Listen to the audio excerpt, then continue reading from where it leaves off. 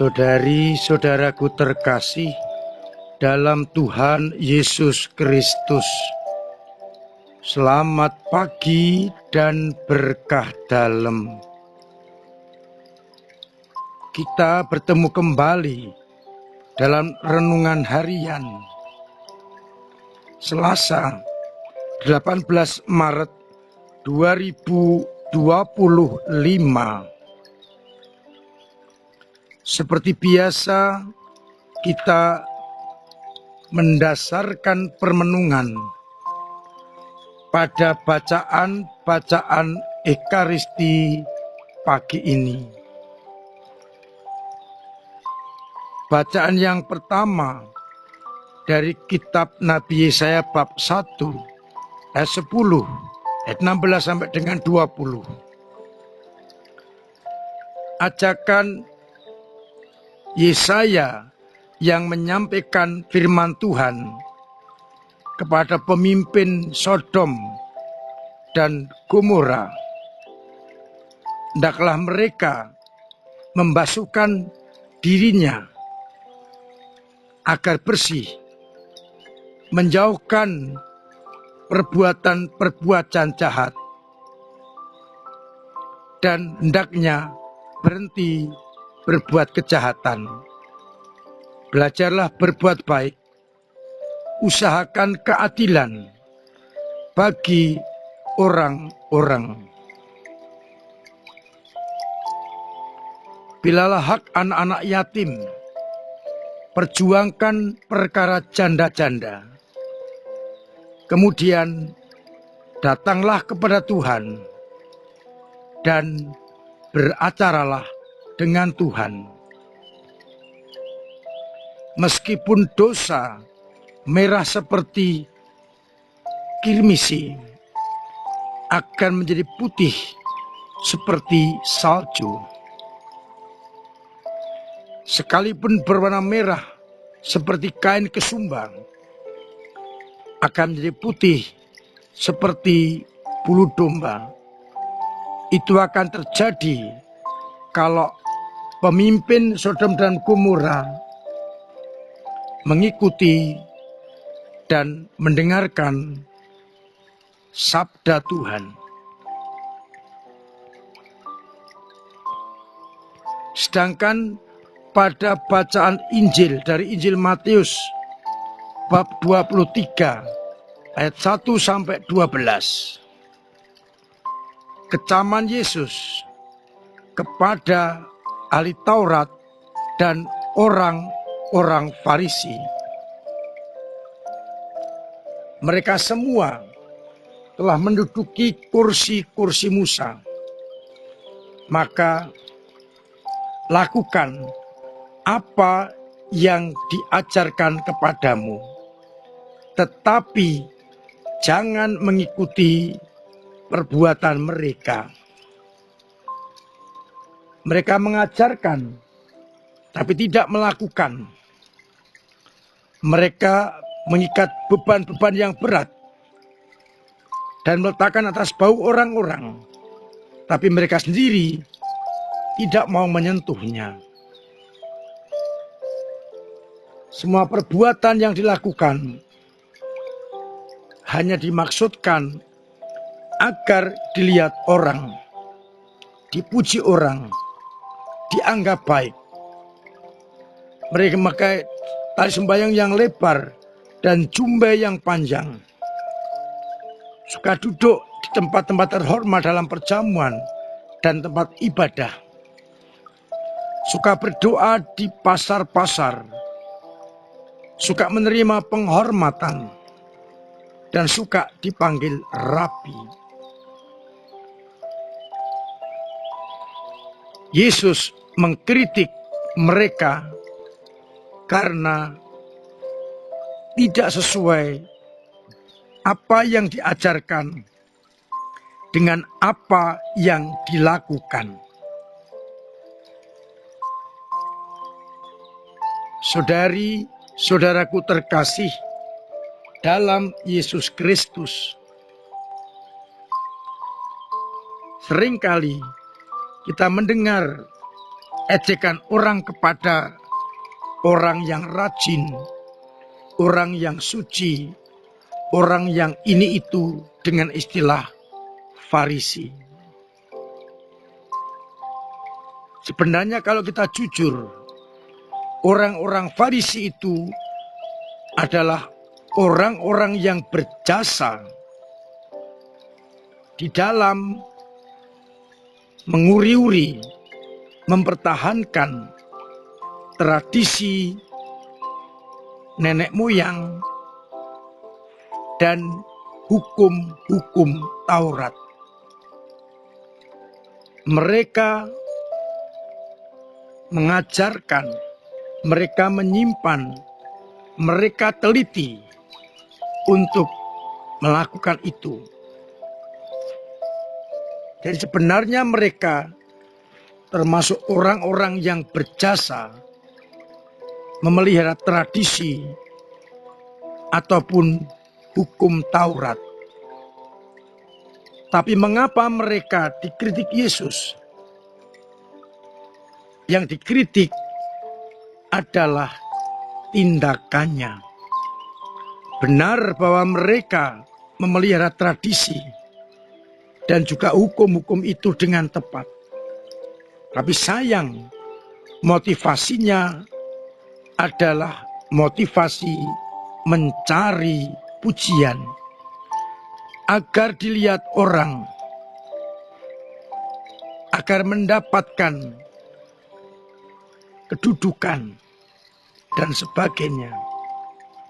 Maka apa yang dilakukan itu bukan tulus, tapi benar-benar hanya mencari sensasi dan pujian. Mereka kan dengan tepat melakukan hukum dan adat istiadat, tetapi tujuannya untuk mencari pujian. Itulah yang dikritik oleh Yesus. Maka sekarang kita hendaknya benar-benar mengajarkan hukum-hukum, tapi juga melakukannya. Kalau kita berbuat kebaikan atau melakukan tradisi nenek moyang, hendaknya kita lakukan dengan motivasi untuk kemuliaan Allah. Jangan digembar-gemborkan. Jangan untuk mencari pujian. Yesus pernah mengatakan, apa yang diperbuat oleh tangan kananmu, jangan sampai diketahui tangan kirimu. Itu berarti melakukan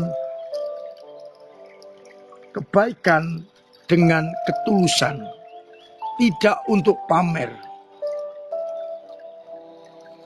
Tapi kita lihat dunia sangat berbeda. Melakukan sesuatu untuk mencari pujian dan pengaruh. Digembar-gemborkan, diviralkan. Tapi bukan itu tujuan Yesus datang ke dunia untuk melaksanakan kehendak Bapa, sekalipun tidak terkenal. Maka kita boleh bertanya, selama ini bagaimana sikap kita di hadapan Allah? Apakah kita melakukan semuanya demi kemuliaan Allah? Ataukah ada motivasi yang membonceng sehingga kita tidak dengan ketulusan? Maka apa yang kita katakan, hendaknya itu juga yang kita lakukan. Sehingga hidup kita sungguh berkenan kepada Allah.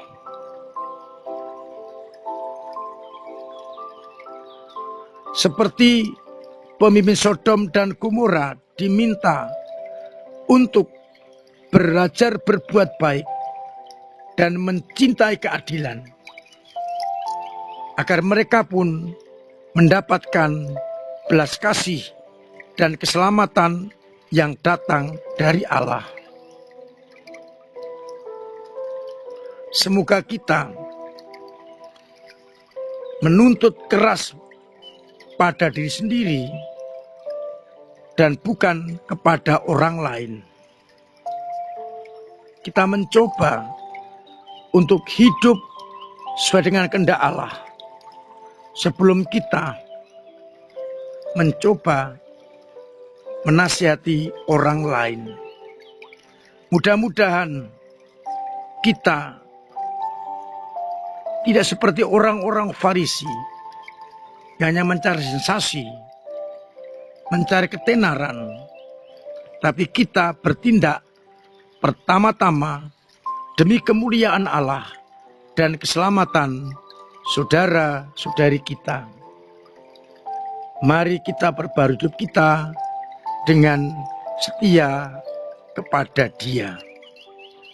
Tuhan memberkati kita sekalian. Amin.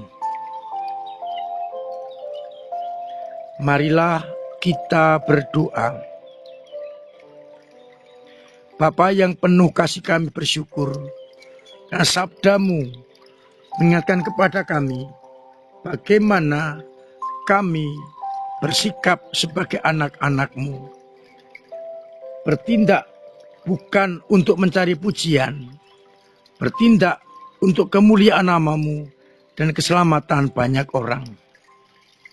Semoga iman kami Engkau kuatkan, Engkau dorong bila mandek, Engkau bangunkan bila jatuh, agar iman kami tetap berkobar, kuat, mendalam, dan tangguh. Agar dalam menghadapi apapun juga, pegangan kami hanyalah iman kepada Putra-Mu. Semoga umat-Mu yang sakit Engkau sembuhkan, yang punya beban berat Engkau ringankan, yang punya persoalan untuk bantu mengurai, yang punya kesulitan ekonomi Engkau lancarkan usahanya, agar akhirnya umat-Mu tetap merasakan perlindungan dan bimbingan-Mu.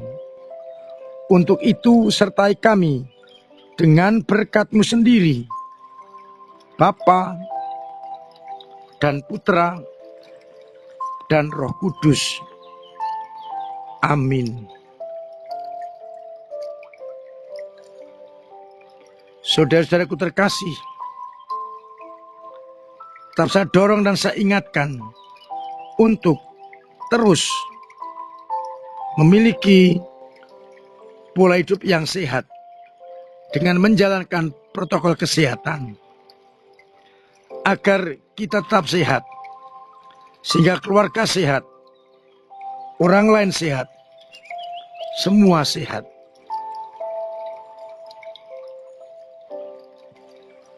Semoga dengan demikian kita menjadi pelopor hidup yang sehat. Terima kasih untuk peran serta panjenengan bersama gereja mewartakan kerajaan Allah lewat doa-doa, pemberian tenaga, pemberian diri, pemberian waktu, dan pemberian karya, serta dana yang sungguh akan mampu memperluas kerajaan Allah. Semoga dengan itu semua akhirnya banyak orang menjadi orang-orang yang berkenan kepadamu.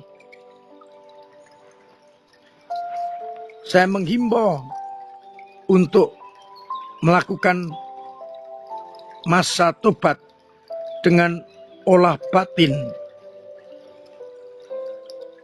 dengan olah rohani, dan juga dengan pantang dan puasa yang nyata, serta berbagi lewat memasukkan uang ke kotak APP yang sangat berguna untuk umat yang membutuhkan. Mari ikuti kegiatan-kegiatan di wilayah, lingkungan maupun di paroki dengan berbagai acaranya. Besok sore akan ada pengajaran pendalaman kitab suci.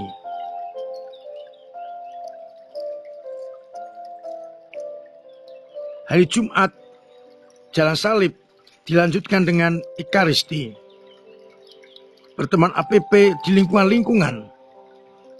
Ini kesempatan untuk terus memuliakan Allah. Dan kita mencoba, entah rombongan, entah pribadi, masuk melalui Porta Santa, pintu suci, menerima Ekaristi dan pengampunan dosa. Semoga kita semakin dimurnikan dan dibersihkan dari dosa-dosa kita, agar dan pantas menyambut kehidupan baru dalam kebangkitan Kristus. Akhirnya saya mengucapkan selamat pagi, selamat merenungkan, salam sehat, Tuhan memberkati.